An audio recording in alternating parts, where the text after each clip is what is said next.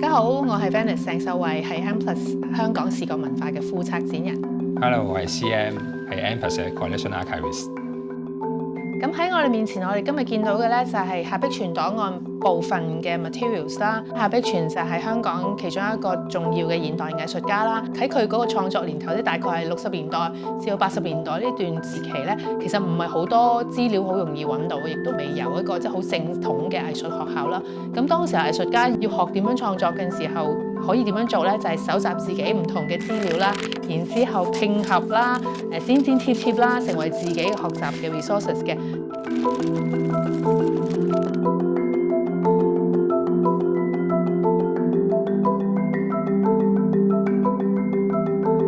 夏爺嘅檔案咧，而家其實係分別有3個唔同嘅 institute 咧去 take care 同埋處理嘅，分別係我哋 M+ 啦，同埋香港大學啦，同埋亞洲藝術文獻庫。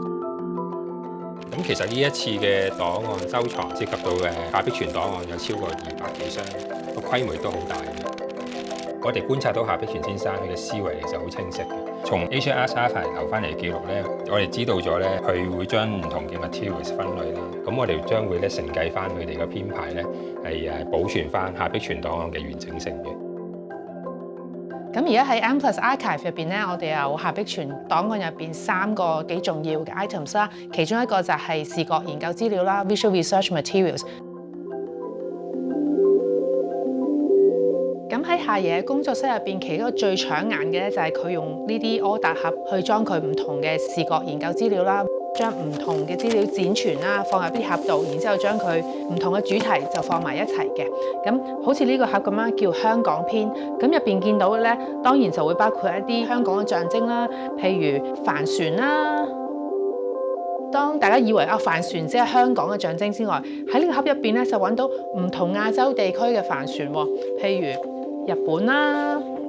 咁同埋其他東南亞地區嘅帆船嚟嘅。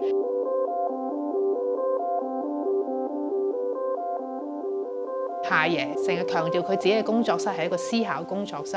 咁佢坐咗入去咧就去思考啦，去想像啦，去點樣去創作嘅。佢將唔同但又相類似嘅嘢放埋一盒，咁你睇嘅時候咧，就除咗你自己有唔同嘅想像之外，亦都會可能拼貼得到當陣時候香港同其他地方嘅關係係點樣啦。咁喺我哋做編目嘅時候咧，我哋原汁原味保留翻夏碧泉先生佢所訂立嘅標題啦，將呢啲零碎嘅資料咧串聯埋一齊。咁觀眾或者使用者嚟到嘅時候咧，佢就會見到香港篇現存所有材料嘅連貫性啦。有一啲盒咧係關於當陣時候同香港視覺文化或者同亞洲視覺文化相關嘅資料啦，譬如呢盒叫做 Expo 70，係70年代喺大阪世界博覽會嘅時候關於嘅資料啦。然之後都有一啲當時係喺本地嘅展報，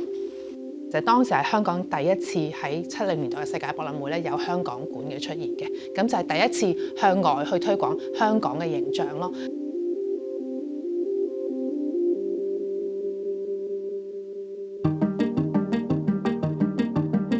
另外一個就係 Modify Book 啦，手工書，係又會喺現有嘅書或者用唔同嘅 binder folder 咧，去將唔同主題嘅嘢就擺埋一本書嘅。咁呢一本咧叫做創作人物圖錄。咁你見到封面就係中國當代藝術家岳敏君嘅哈哈笑嘅 painting 啦，用唔同嘅人物拼貼方式啦，收集唔同嘅材料啦，然之後睇嘅人會有唔同嘅想像咁樣咯。譬如呢頁就好得意啦，你見到佢將已故嘅中國領導人同一啲指揮家擺埋一齊啦，咁可能係有啲唔同嘅寓意啦，譬如佢係指揮大局啊，佢係一個領導人咁樣嘅意思咁樣啦。由於呢啲檔案咧幾十年嚟啦，儲存喺夏碧泉先生嘅工作室啦，係土瓜灣嘅唐樓啦，係一個溫度同埋濕度都唔穩定嘅地方，物件上咧會出現一啲塵埃啦。我哋會用一啲刷咧移除佢啦。另外，如果物件之間會有分離或者黏合咧，我哋都會用去做一啲 treatment 嘅。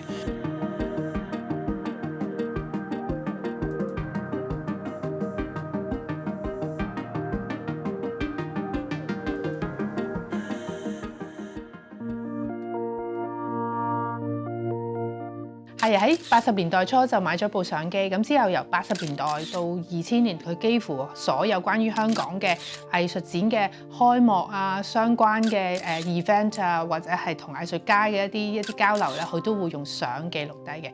而呢啲攝影記錄咧，CM應該都要特別處理㗎，係嘛？冇錯，夏碧泉嘅檔案咧以紙本為主啦，而呢啲相咧我哋叫做 contact sheet 或者叫相板啦。咁當我哋編目完之後咧，我哋會將佢咧放喺一啲比較低溫嘅地方啦，咁令到佢可以持久同埋長久保存到嘅。咁持久保存好重要，因為呢一批資料其實係對香港藝術史係非常重要嘅一啲 research 嘅資料嚟嘅。咁譬如我哋睇到啦，呢張係1982年楊秀卓嘅行為藝術啦，我相信呢張係佢真係好早年初喺度 explore 緊行為藝術係一件咩事嘅時候嘅。喺82年啦，開始中英談判，整個香港都處於一種好不安啊，唔知之後會發生啲咩狀態。咁佢呢種行為藝術就係想 trigger 睇嘅人去思考當時我哋處於一個咩狀態啦，往後有一個咩狀態啦。